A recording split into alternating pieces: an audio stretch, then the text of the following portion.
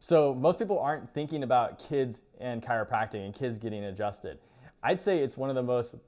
special things that you can give to your child is the gift of a healthy nervous system, because that's what we focus on with chiropractic in kids and pediatrics, is making sure that their nervous system is a clear vessel for their brain and their body to communicate. We don't really stop and think about that very much, but if your child has asthma, if they have allergies, if you have an infant and they have colicky or they're fussy and you can't figure out what's going on, or even if you can figure out what's going on, there's not a whole lot of good things that you can do aside from giving them medications that just dampen the symptoms. But there's not much that can be done when your nervous system is the culprit, aside from neurologically based chiropractic techniques that don't involve popping, twisting, or cracking, which can stress on the nervous system too much. So when you actually can remove the stress off the nervous system and allow their brain and their bodies to communicate, you'll start to see these symptoms go away. This is what we see regularly in our office, is we see kids that are on the spectrum who are coming in and their brain development is off because there's imbalances.